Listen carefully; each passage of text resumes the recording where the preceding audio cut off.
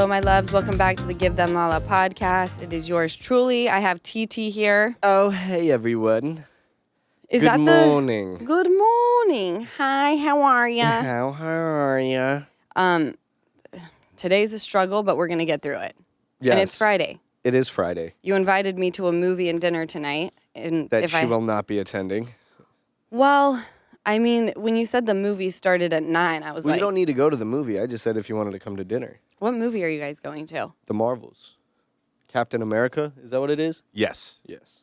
Any good? Have we seen it? Have not seen it. John could have some takes. He says... No spoilers, but I think the movie is good. It's all right. It's nothing to go home about, but I think they're finally steering in a direction storyline-wise to set up the other movies coming up. They finally put the train on the tracks. Yep, just like how it was kind of back in the old days. They had the multiverse where they were just kind of making movies to make movies and just kind of place characters where they wanted to because they can. Right. And it seems like they're steering away from that. Okay. And now it just seems like every movie is going to have meaning going forward. So. And who is starring in this? Captain America. Yeah. No fucking clue. I'm not in the Marvel world, but the Marvel world, like Star Wars and things like that, very, very passionate group of fans. And if there is an actor or actress placed in a role and the audience does not like them for that role, it could be that, it's just a person. Yeah, no, they're like scandals. Swifties. They're like Swifties. They're like the Bravo universe. Yes. They will tear you down and you'll be unhireable. Yes. It's wild. Welcome to the Marvel. Welcome to the Marvels. Jesus Christ. It's a hard word. Like a gravel in my mouth. So I live a little bit under a rock, as you guys know, but I was on my podcast page. So my personal Instagram page, Lala Kent, is the Explore page there's very little Bravo on the Explore page there. And I don't know why. I don't know if it's the algorithm. I don't know how technology works. I don't know if it listens to me. But the podcast page, the Give Them Lala pod page, is... And I rarely get onto the Explore page, right? But I posted something and it just right after took me to this Explore page and I was like, whoa, a lot of Bravo stuff happening here.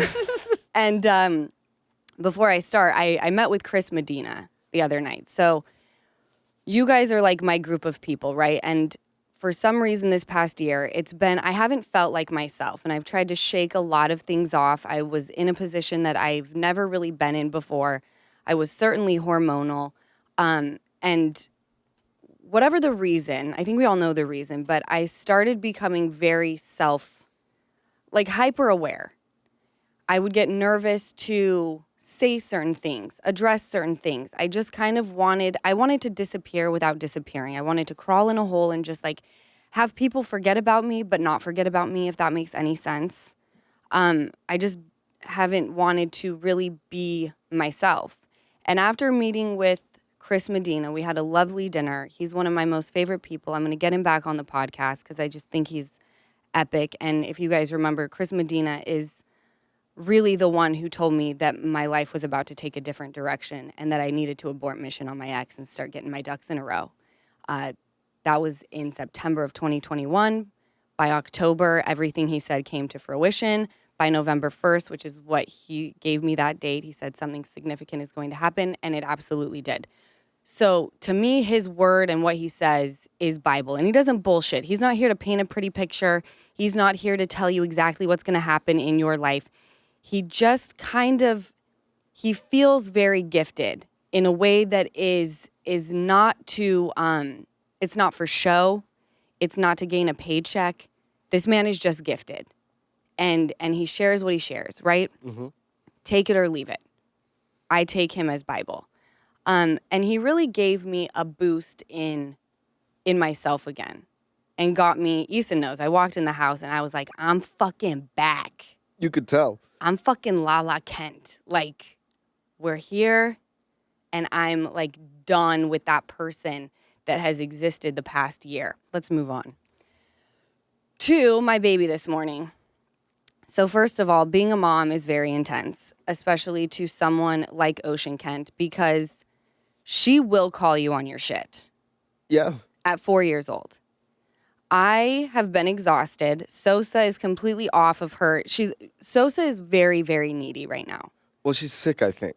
It's beyond. No. Okay, I was gonna kind of get her. I was gonna get her back, but You were gonna have her back. Yeah, no, she loves her mom, and when you leave, I'm not gonna say she's tough. Yeah, but she's tough, just because. Like whiny, right? Yeah, she just wants her mom, so it's like I feed her, I'll burp her, I'll change her diaper, I'll put her in her playpens and like give her activity, tummy time. I'll hold her and walk around. But there's just always some feeling of discomfort and her like looking like, where's my mom? Yeah. And but I mean, I feel like this is my first time even seeing, a baby 5-6 months. I've never been around them as much as I have. But I just see that that's her most comfort and her favorite place to be is in your arms. So when you're not there, it's a little bit of frustration. Well, yes, But she's amazing. It's just, where's my mama? No, she's a great baby. But you guys, when everyone's snoozing, and granted, this just comes with the territory of having a new baby, but I had her on a really great schedule. And her perfectly round head shows that she has been held a lot. She's rarely put down. That has now manifested itself into a spoiled little baby. And there are people who say, like, babies can't be spoiled. They don't know how to, like, manipulate you yet. They just know what feels good, and that's being in your arms or when you come in the room, and I get that. But in order for me to be a good mom, I'm going to need to, like, practice a little bit of, girl, you got to, like, self-soothe, because what's happening now is I put her down because she's exhausted by 6:30. She will then wake up at midnight. She then will wake up at 2. She'll then wake up at 4, and we start our day by 6:30. Is she eating at those hours, or is she just like up? At midnight, so as moms, we know what cry to listen for, right? The midnight cry is definitely like, I'm hungry. I think she's ready for food. I think we need to start introducing food. She's a week and a half shy of being 6 months. I talked to the night nurse who's no longer working in the home, but I still communicate with her. She's actually watching Sosa right now. But she said, you can definitely start bringing in the food. And I think that will hold her over. And she's also fixated when I'm eating anything on it and tries to bite it. It's the cutest thing in the world. It's very cute, and I feel bad. It's like pretending to give a dog a treat and then pulling it away from them. And then they just look at you like, well, why'd you do it? So sad. So that's where I'm at with Sosa right now, is trying to get her back. Because for a moment, it was like 6:30. We may have one wake up of just like fussing, and we would then start the day at 6:30. I was getting an okay amount of sleep because I am fixated on the monitor at all times. Yeah. You can't not be. No, You're never hitting REM sleep. Like when you leave me and she's asleep, that monitor is on my hip at all times, and she'll just go down. She's dead asleep, and I'm just staring at it like, what if she moves? What if she moves? Exactly. Yep. Like if she turns over, if she grabs Does she know the what to do? non-existent blankets that are in there. Oh, yeah. Because she can't, when I say that, so she can't pull them over her face. Well, But everything scares me because she's such a grabber. She's a grabber for sure. Yeah. And she's just very different from Ocean. Mm-hmm. Like Ocean, I could put her down in that, like, she's in a transitional sleep sack right now where it's going from swaddle, where they're like in a straight jacket, can't do shit, to being in this like puff suit. And I'm like, this is scary to me. It's frightening. Yes. I put her in that and I was like, there's just no way. It just simply can't be done. No. Like, what if you get a foot stuck in one of those bars? They're telling you not to put bumpers in there, but what if I walk in and she, like, broke her tiny little ankle because she got her foot stuck in there? Yeah, she's spinning around now. Oh, yeah, she's a mover and a groover and a bouncer, baby. Yeah, we're going to have to get her a little playpen, lock her in. Everything is so expensive these days, and I know the last thing any of us want is more credit card debt. Enter the Chime Credit Builder Card. This is a secure credit card with no annual fees. You can build credit with money you set aside and avoid interest or expensive debt. And having better credit gives you an advantage when it comes to loan rates for personal loans, cars, homes. A better credit score means a better interest rate. Better credit can even help you land your dream job, since some potential employers are checking credit scores for potential red flags before hiring. Plus, you can get access to My Pay and get up to $500 of your pay before payday with no mandatory fees. So, like I mentioned, the Chime Credit Builder Visa credit card has no annual fees, interest, or credit check to apply. You can use it everywhere Visa credit cards are accepted, and you can build credit using your own money. Turn your everyday purchases into steps towards your financial goals with Chime Secure Credit Card. Get started today at chime.com/Lala. That's chime.com/Lala. Chime. Feels like progress. The Chime Credit Builder Visa Credit Card is issued by the Bancorp Bank N.A. or Stride Bank N.A. SpotMe eligibility requirements and overdraft limits apply. Out-of-network ATM withdrawal and OTC advance fees may apply. Late payment may negatively impact your credit score. Results may vary. MyPay eligibility requirements apply. Credit limits range $20 to $500. Terms and conditions apply. Go to chime.com/disclosures for details. So this morning, Ocean woke up and she's so freaking cute. So she comes in my bed at night, but she wakes me up and tells me Sosa's crying, and I can hear her. I can hear Sosa, but I'm like, it's 6:20. I'm not coming in until 6:30. Yep. It just can't be done. I bring Sosa in, whatever. I'm feeding her on the boob, and Ocean says, "Mom, you're just the best mom ever." She goes, "You take care of me. You take care of Sosa. You take care of this whole house. You take care of our toys. I just love you, Mom. You're just really great." And I was like, I so Needed that this morning. yeah, like I feel like I'm going to cry. Oh, you should cry because you really are a great mom. It wasn't even about that. I'm like, this It's a child love. was like 4 years old, not even yet. I don't know if she was sensing that like I needed just a little Push. boost of like, hey, you're fucking doing great. No, she's an old soul. She's very bright. Yeah. She can go off emotion very well. Even I've seen her do it to Gigi. She'll go up Yeah. and go, "Are you okay?" And it's when like I'm in a tiff or we're all in a tiff together, and she'll go up to Gigi. But no, she does have that sense of if you need help, I feel that. Yes. And she has that in her, and she really does come at the perfect time. It's wild to me. She's like such But a it's a love magical that- spirit. Yeah, and to hear that from your child is a love that I have not been able to feel yet. So I guarantee it's just a different feeling for you as well. Just to hear your little human that is getting a personality, that is getting friends and having play dates, coming to you and just saying I love you. Yeah. Like it's a different feeling, I feel like. Yeah, she's just very emotionally intelligent. And like yesterday, I'll give you guys a couple of stories and then we'll move on to all of our goodness that we want to talk about. But she said, so I was taking a nap and she came up to me and started kissing me on the face. And I was kind of like, I think that's when I hit my REM sleep yesterday was during the nap. Because she says, "Mom, I want to cuddle you." But I was kind of disoriented. And I was like, not right now. Well, that upset her. And what I'm learning, so I've been reading up on parenting, and when a child comes to you, because she kept saying to me, "You hurt my feelings," and I noticed myself going into excuses. But Mommy was tired. I told you, because I did. I was like, you can cuddle me right here, and I like patted on my knees or my legs, and I'm like, no, we can't come up with a plethora of excuses. You hurt your baby's feelings.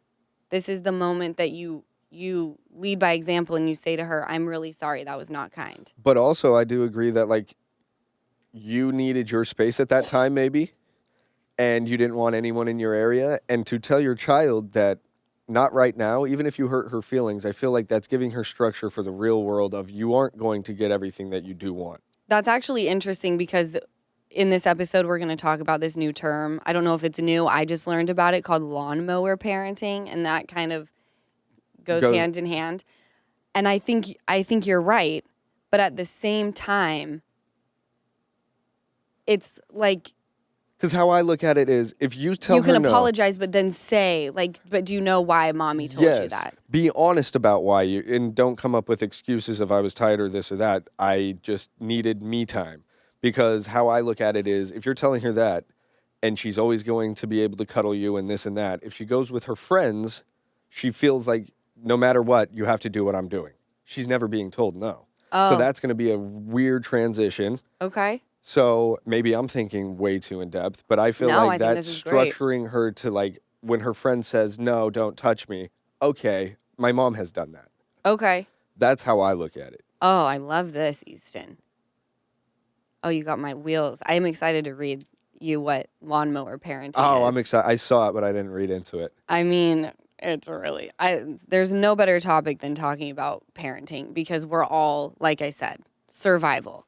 Last thing I'm going to tell you about Ocean before I got here to the podcast. So I was getting her ready for school. We negotiated a bun. She wanted a ponytail. I said, her outfit was so chic, you guys. It was like this oversized white t-shirt and these like cargo pants, these like cargo jeans. So like super wide and baggy. Like boyfriend like style. But Yeah. not parachute. No, they were jeans with her fresh little new Nikes. And I had to negotiate. I'm like, it looks better with a bun with the bangs, Ocean, like not the pony. And so I said, I will put fruit snacks in your lunch today. Okay. If you let, and she was like, let me think. Okay. I was like, perfect. Let's put it in a bun. So I get her ready. I start getting ready. And I had told her after I did the bun, I was like, you look so freaking cool.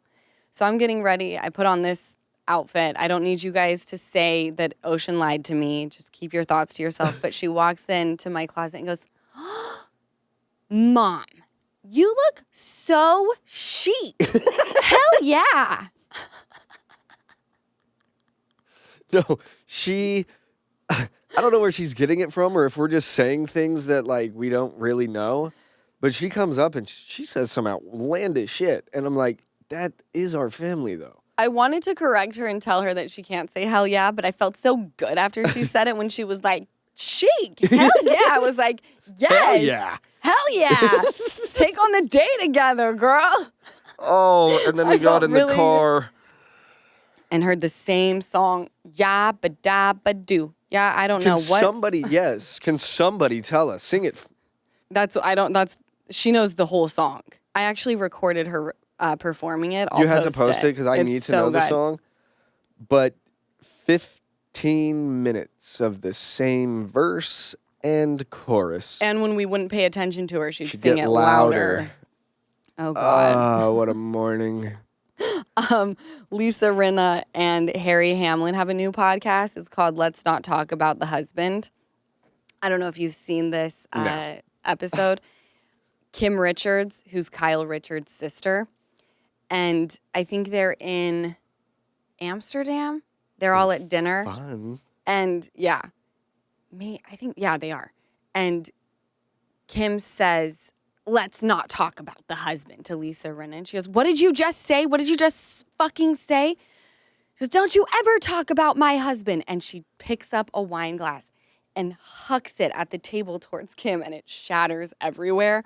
And she was like, don't you dare come for my fucking husband. Like losing it. So it's like a little nod, the podcast name to that moment. But the first episode, she talks about that story and what was going through her mind. And I've been there, right? Not where it's lasted as long as like she and Hamlin, where they have like 2 kids together. They've been together for decades. But like, I remember back in the day, like, don't come for my man. Like, I will cut you. Are you trying to get popped or are you trying to get along? I said that in one of the episodes. Oh, boy. Oh, boy is right. Unhinged. I think I had a cocktail next to me, too. Maybe 2. She left the show in January of 2022 and immediately went to Paris. And we've spoken about this, that after that, her career, she's like a fashion icon now. Like, she's very much in the world of fashion. She's on covers of fashion magazines. She's sitting front row at fashion shows. And I'm not talking about like the little like LA Fashion Week. I'm talking about like, we're going to Paris, we're going to Milan, we're going to New York. Like, she's everywhere. But the moment you mention her name in the Bravo universe, people lose their minds on her. They do not like her. And she said that one of her cast members basically had their little army essentially start to come for Rinna online. And she basically was canceled by the audience, which I thought was just absurd. Her last season on Housewives, she had just lost her mom. She was, I'm not going to call her unhinged. She was so devastated. Well, yeah, and I was going to interrupt you and just say, as somebody, and obviously you, that lost a parent, you can be unhinged. Yeah. And there's a length that you can be unhinged. You can't just be unhinged forever. But the first 2 years of Dad's passing, I was fucking unhinged. How could you not be? Yeah. So I feel like that's a given. People who were guiding you are now on gone. This planet are now gone. And I don't feel like you ever stop needing your parents no matter how old you are. Even when you have kids. Like you look. Because age, that's the thing. I don't care if you were my age, 25 when you lost your dad or mom, or if you were 60 and you lost your mom. It's different because as you grow older, you still have questions. You have questions about your 40s in your 40s. You don't know 50 yet. Your dad does, your mom does. So when you hit that, you have those questions. You're still needing those answers. Yeah. So no matter when you lose your parent, you're losing answers. Absolutely. And that I love becomes what you just unhinged. said. I really, that season of her, it just resonated with me where you're like, I'm angry, I'm sad, I'm lost, I'm confused. I don't know who I am. You completely lose all sight of that. So I didn't think that her cast gave her a lot of grace, and the audience for sure didn't give her a lot of grace. And, you know, she says that she wishes she would have said, I'm done. At that reunion, she waited a little bit to say, like, I'm not going to come back. But she said that is her regret, is not at that reunion defending herself and then saying, like, and I'm done with this show. And she has said, I will never go back. What I do love, and why would you? Yeah. Why would you? When you put yourself out there for this audience and they love you one moment and then you lose at your most vulnerable too. Yes, and then you lose your mom, you're your most vulnerable, and they turn on you and they're sending you death threats.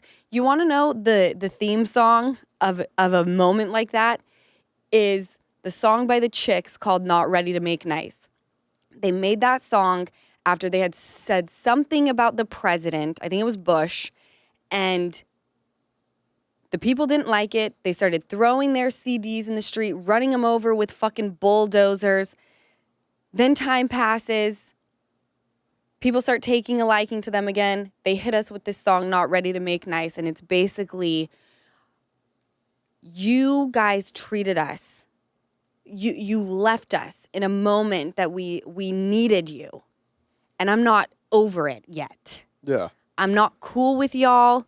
You guys you've sent me death threats. You've done all of these things, and I'm pissed off still. Yeah, you don't get to choose when you like me and dislike me. You don't get to rock with me when I'm up here, and then when I'm at a very low, and I say something that you may not agree with, then send me the most horrendous, venomous messages. And then it's all going to be good because time passes? No, I'm fucking I don't want pissed. You rocking with me anyway. No. I want new fans. Rocks. Yeah. That's how I feel. So she's never going back. I do love to see that she's still friends with Kyle. She's still friends with Dorit, Erica Jane. Like, they have a really cute friendship still going on. And that's what's sad. Those are heavy hitters right there. So for her to be fucking hitters. Like for her to like be in there and like they want to be in her graces, that speaks loudly about her. I love Rinna and no one can tell me otherwise. I think she's fucking gangster. She doesn't care if you don't want to hear it. She doesn't care if it's an unpopular opinion. She says it like it is or how she sees it. And I'm sorry, you may not like it, but I'm gonna say it. What is I think is it Khaleesi? She goes, you don't have to love me. You don't even have to like me, but you will respect me. If you can be you, authentically you at all times, even when people go, I don't fucking agree with you at all. You may not like me, love me, but you got to respect it. Yeah. That's how I feel. 2 pregnancies and all of the hormones that come along with that, plus years of bleaching, has really done a number on my hair. But you definitely wouldn't know that just by looking at my hair, and that's all thanks to Nutrafol. I'm actually taking Nutrafol postpartum again right now. I take 2 capsules at night with dinner, and my hair already looks stronger and fuller. I'm absolutely obsessed with it. I don't even have to put extensions in anymore. Nutrafol is the #1 dermatologist recommended hair growth supplement brand. It is trusted by over 1.5 million people. See thicker, stronger, faster growing hair with less shedding in just 3 to 6 months with Nutrafol. Everyone's root causes of hair thinning are different, so a one-size-fits-all approach to hair growth definitely does not cut it. You can purchase right online. There's no prescription required. Nutrafol has automated deliveries and free shipping, which makes it super easy for me, and I know you'll love that part too.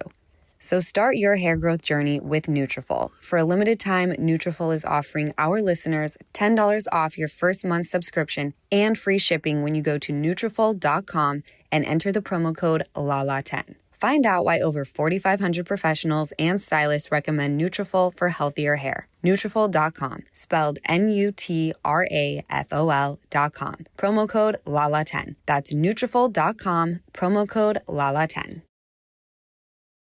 So I watched the new documentary about Gabby Petito. What I gathered was the Laundry parents are pieces of shit. His parents? Brian Laundrie, the one who did it. Didn't they try to cover it up or help him?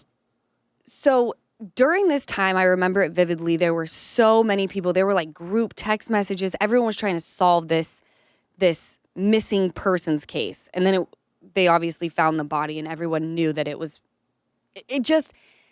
I don't remember any documentary having this level of interviews, this level of receipts brought, where like Brian Laundrie's mom sent a letter to him and it said, burn after reading. And in it basically states how much she loves and supports him.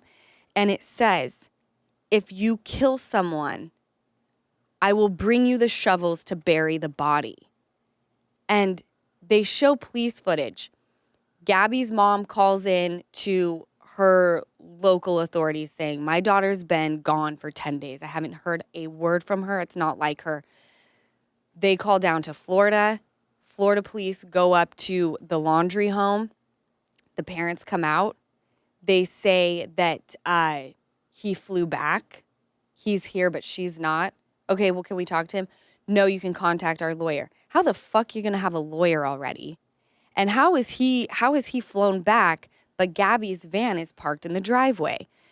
And we got to, from what I saw, it was the first time seeing the conversations that were happening between New York and Florida, trying to understand how to locate this Brian Laundrie or get him to talk at all.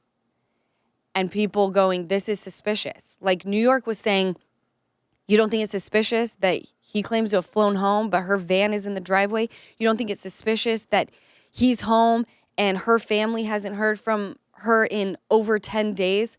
It was the most wild thing I had ever watched in my life, to see real footage of police and actually what goes into... Is it like body cam footage? Yes.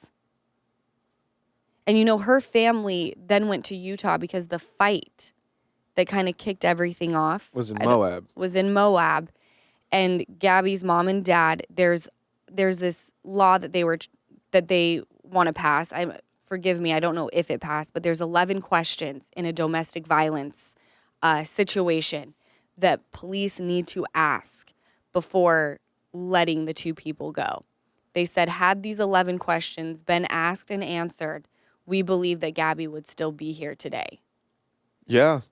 I mean, that's the one thing with this, with the law. Yeah. You get them when it's too late. People come and say that this has been going on, that's been going on, and they're like, well, we don't have enough evidence. We can't do anything, and then they end up dying. Another one that happened was in Utah. Remember the girl who the guy was stalking her. He said he was way younger than the he University was. of Utah. Yeah, and then went, and they were saying like there wasn't enough evidence. She kept calling. She and went to the police. She Yep. went to like campus security, all of these things, and they didn't do anything. And look what happened. And she came with receipts that I think were enough evidence to at least detain him, ask him, see what the hell is going on his end. But now we have a death and another thing. Just too late. And how many of them have we been too late?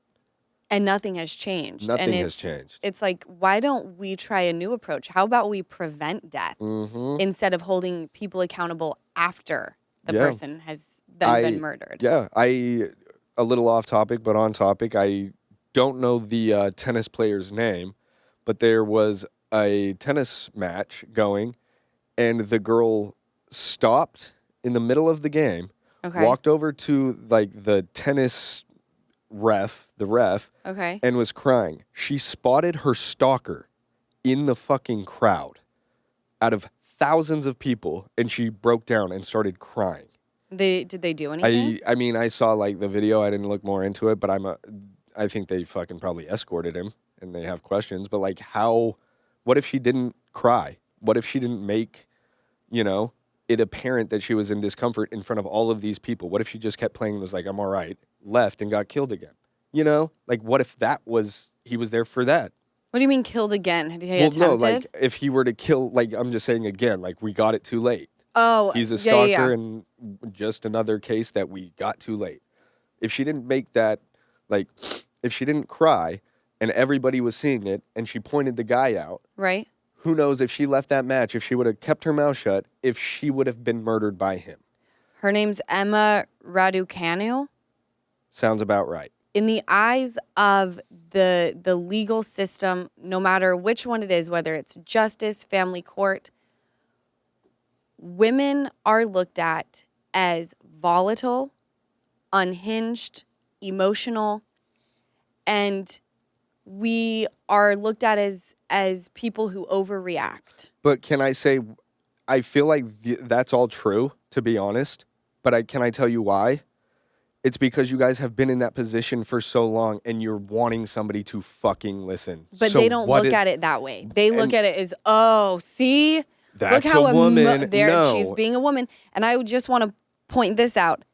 Out of all of the people, statistically, how many more men than women? When you see a woman saying, please fucking do something when it comes to their children, when it comes to their own safety, no one does anything. Why? Well, she's just emotional. And then she ends up dead, and guess who it usually is? The fucking guy. Yeah. In that moment with Gabby Petito, she took all the blame. He went to some fucking hotel because he didn't have any money. It was a place where people who have fallen victim to domestic violence, that's where he was taken.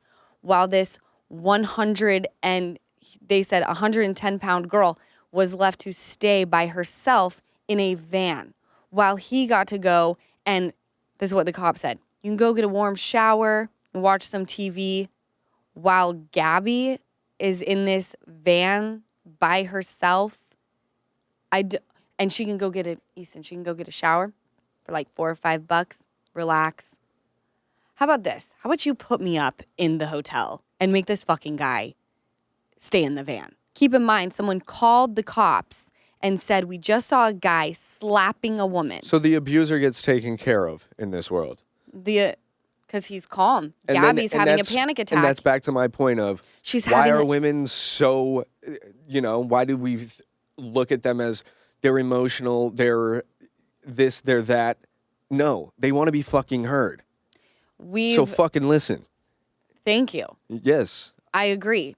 Did you know that in the family court system, if a mother has suspicions that her child is running the risk of being harmed by the father, which is usually how it goes. I'm not saying all the time. No. But statistics show more times than not. It's more men. It's the men I know that. who the woman fears. Yeah. Not all the time.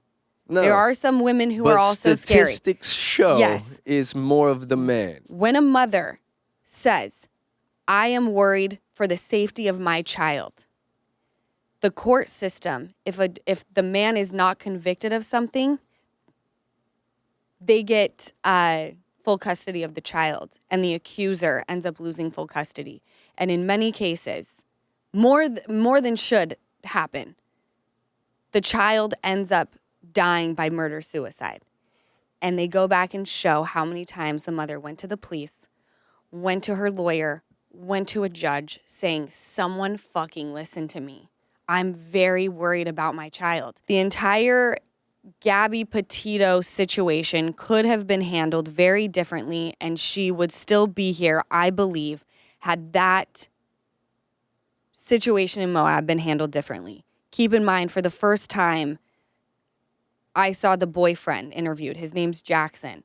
And there was a moment that Brian on the road trip went back to Florida to clean out a storage unit. In this time, she calls her ex-boyfriend. She basically texts him and says, I want to talk and catch up. If you're around, I'm only going to be alone until tomorrow. They end up connecting. They're talking, catching up. And he said, I could tell that there was something that she still wanted to talk about. So he asks her. She said, I want to leave Brian, and I'm going to implement my plan. On August 27th, she tries calling Jackson again. He doesn't answer because he's at work. That was the last time that anybody heard from her. That poor man. And they take a trip to where her body was found in Wyoming. And it's a big group of them. Mom, dad, best friends, Jackson, the ex-boyfriend. And they take a group picture, and there's an orb. And Nikki, Gabby's mom, was like, I don't know if anyone believes in this, but I believe that she was there that day. And I cannot even imagine. I used to be able to watch things like this. And yes, I would cry.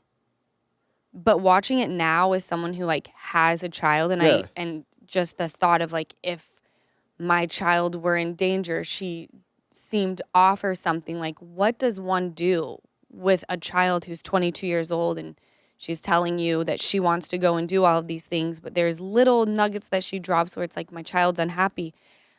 What do you do? What do you do? I mean, that's up for somebody with a PhD. But I don't know. I mean, really don't even. For my mom and your mom, she made it, and dad, they made it very easy to talk about hard things. Right. And so I feel like as a parent, I feel that the only thing you can do is honest communication to where, and you can't always, it's up to the child to tell you if that's the case. So really there's nothing you can do because it's a personal choice for them to tell you or not. I can do everything in the world. I can lead the horse to water. I can't make it drink. Right.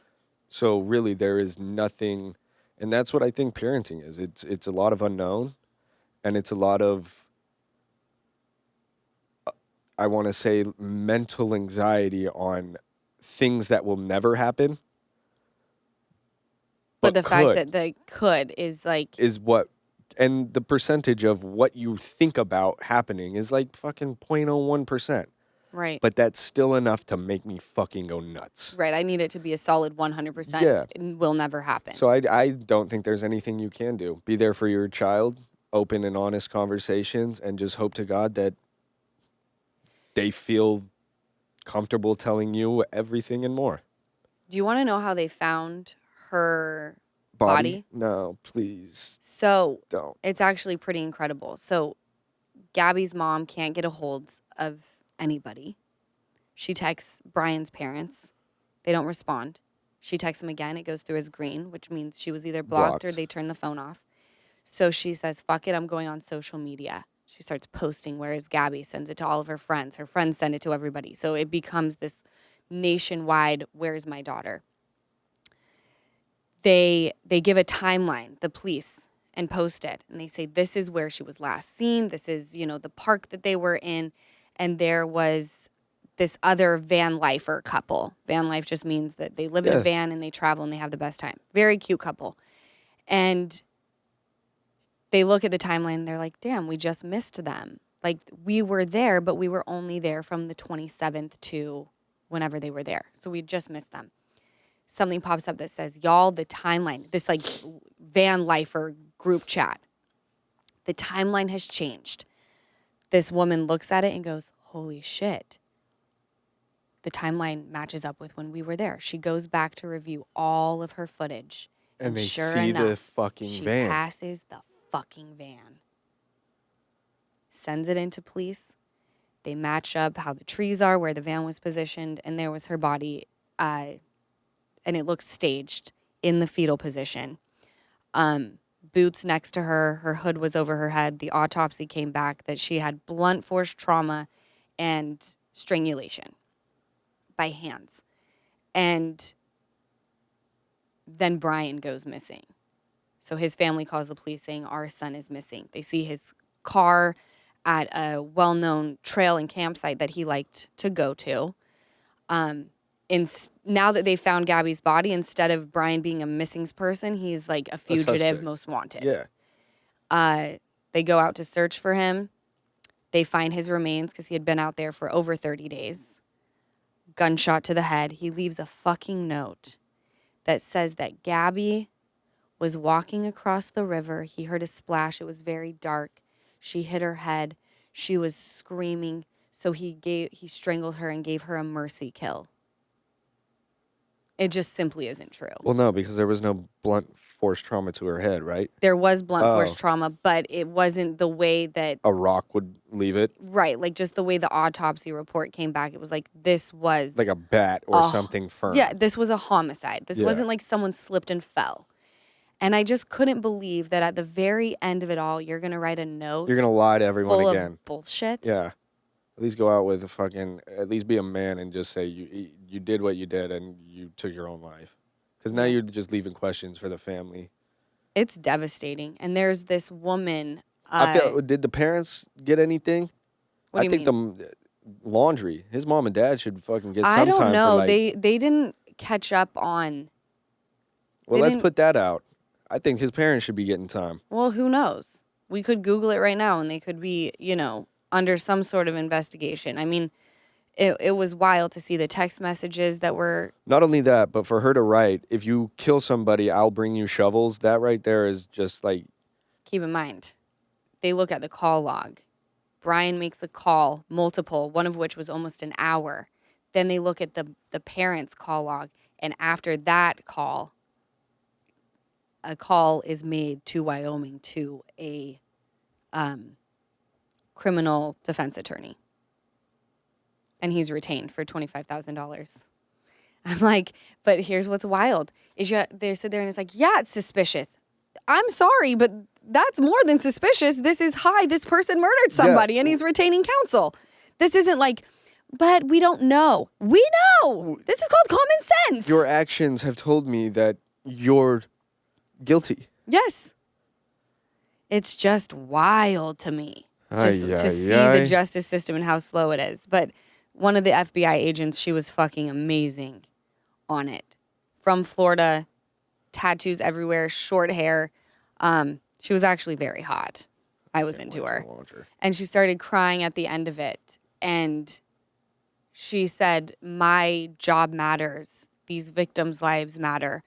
And although Gabby's story is very unique, she said, there are tens of thousands just like it of missing women who are Black, brown, and indigenous who have never made it on the news, who have never been found, never been talked about.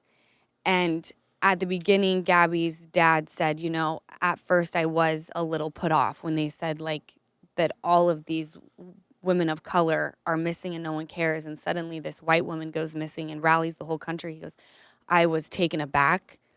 I was offended. And he goes, and then I had to remove myself from it and think, what if I were on the other side of my child not being found? But these people are rallying. And he was like, I did start understanding and thought I need to make a difference. So that happened at the very end. Let's talk about the Don't Lie documentary. Wow. The Petito case is crazy, though. No, the Petito case is crazy. The Brian Johnson thing. Isn't it wild? It's wild. I mean, he's doing what rats are doing. Okay, so if you guys don't know, there's a Netflix documentary called don't die. And it's this guy, Brian Johnson. He's super fucking he's wealthy. He's not fuck you rich. No, he's he sold his like company, like he owned Venmo and one other thing, and he sold them PayPal. PayPal for like 400 million. So Yeah. he's got money for sure. so, but and he's spending it. on Blueprint. Yeah, he's basically like reversing his body clock to be at 18 again and like defying aging. Yeah, Benjamin Button. Defying aging. But I mean, all it is like they're putting new chromosomes and things like that, and you know. He injects plasma he gets from doing plasma exchange with his son. But I watched it. It isn't that weird. His son gave him some. He gave his dad some. So it's like Okay. it's just a thing like that. So I didn't think it was that weird. It was just like giving my dad plasma. My dad's giving his dad plasma, and we're just giving plasma to each other. I don't think it's that defying weird. aging by giving hella plasma. Can I tell you something about Brian Johnson really quick? What? So I'm at Candyland. This is probably a year ago. And there's this woman who knows me from the show.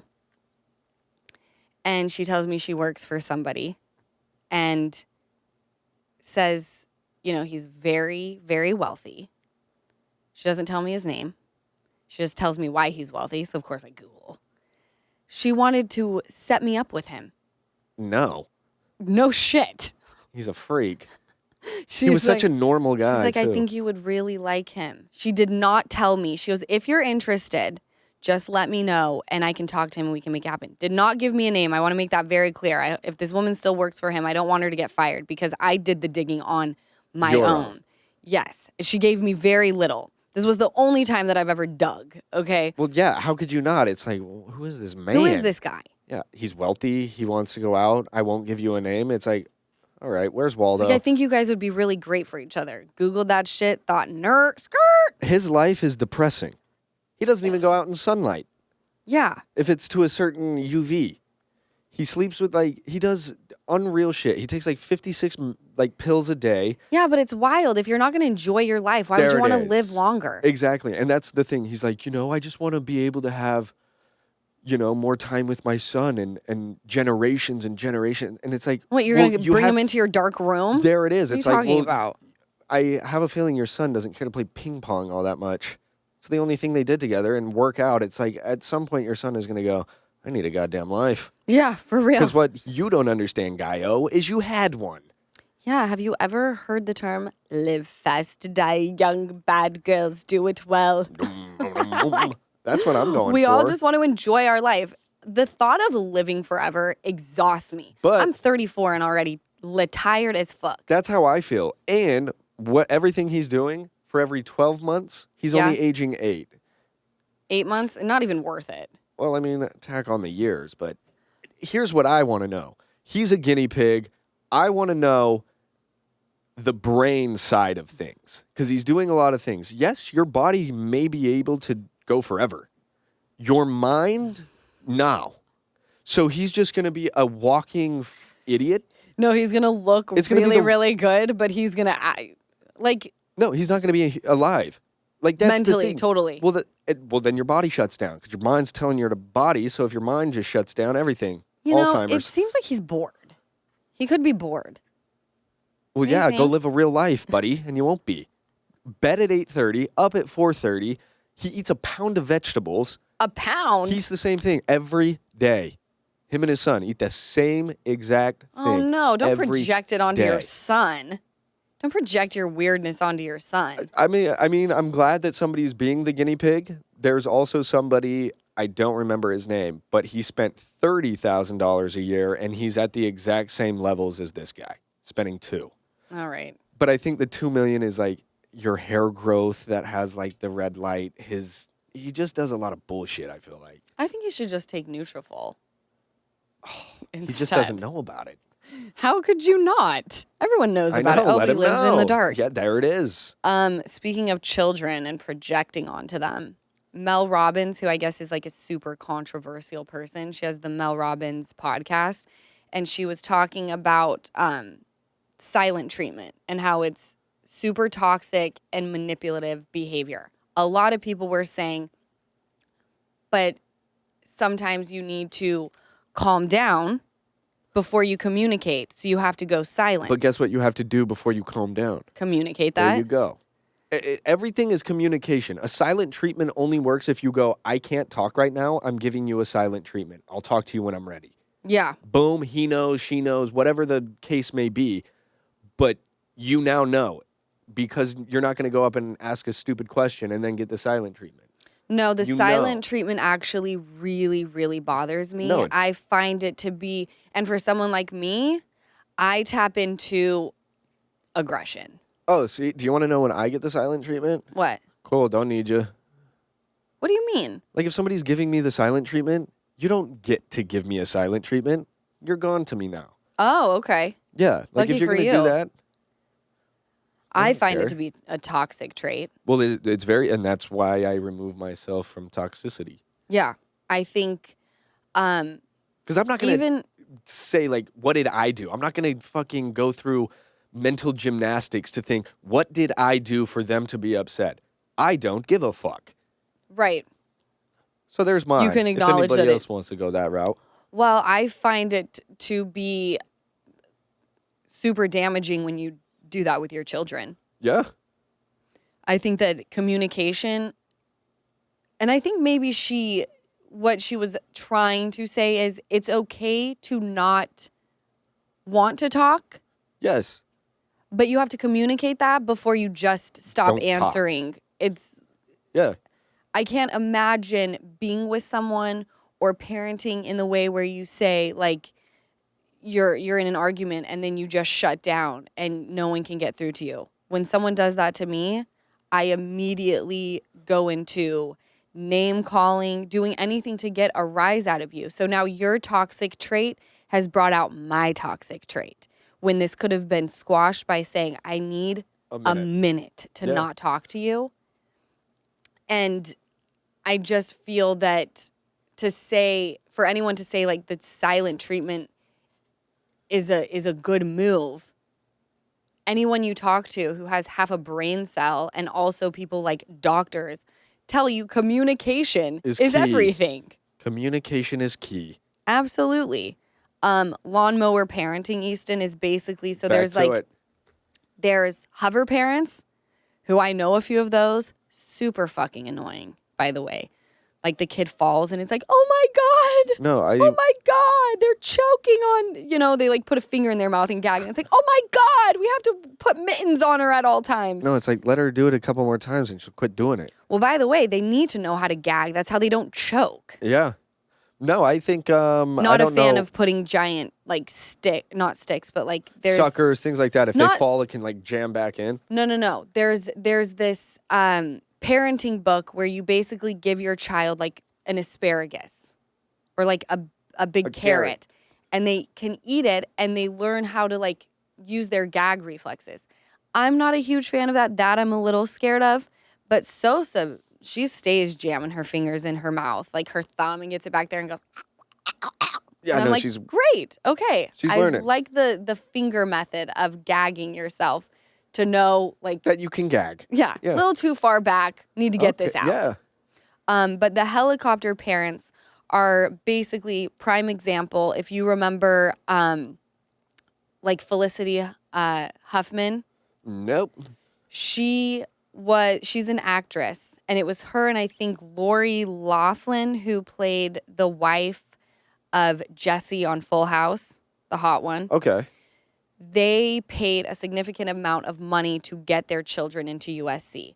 So it's basically parents who try to make their child's life a little bit easier to kind of catapult them ahead further than they would get without your help, if that makes sense. Yeah. You forget your violin at home and you have a performance that day. Your mom runs home to get it for you and brings it back. You have now It's a sheltered been a life. part of a lawnmower parenting moment of you not understanding consequences because your mom just made it easier I think for there's you. to a certain degree. I mean, like, to the violin point, if my kid forgot, I'd be like, fuck, I would have forgot it too, kid. I'll go grab it for you. Yeah, I agree. But, like, I mean, I need other... Here's how I feel about it. because I ain't no parent. No, I am. Very good. And Proud of you.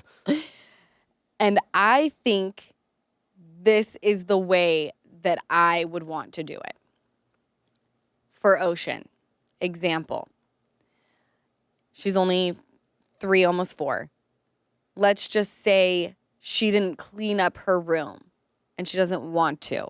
Yes. So I then do it. No. The That's conversation that I will have with her is, my love, I will pick it up for you this time. If I have to do it again, there will be a consequence.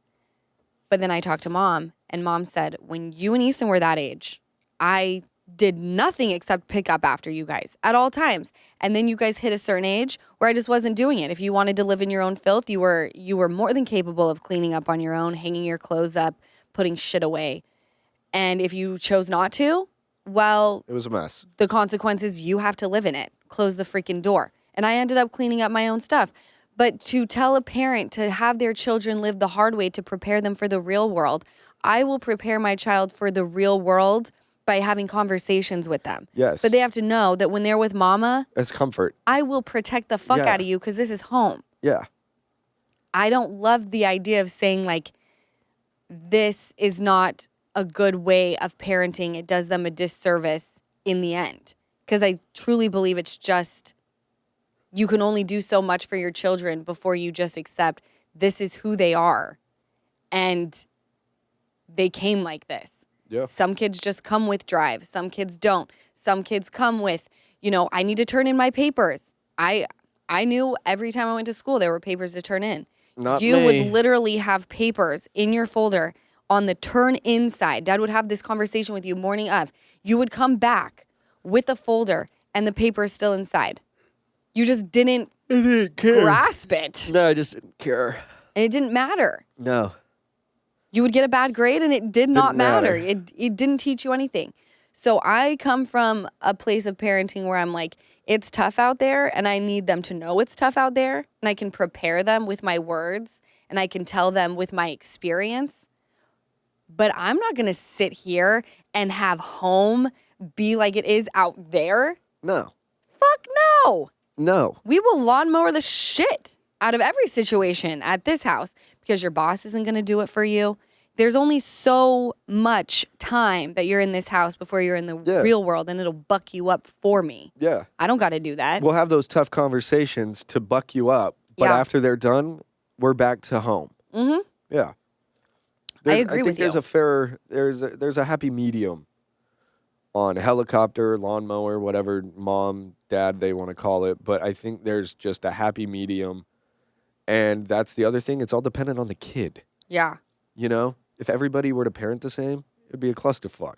I'm just glad Ocean's not a pussy.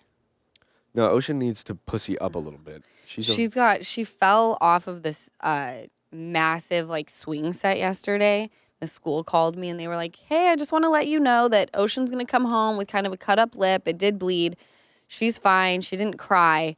But she did come into the office with a bloody lip and wanted to tell me all about how it happened.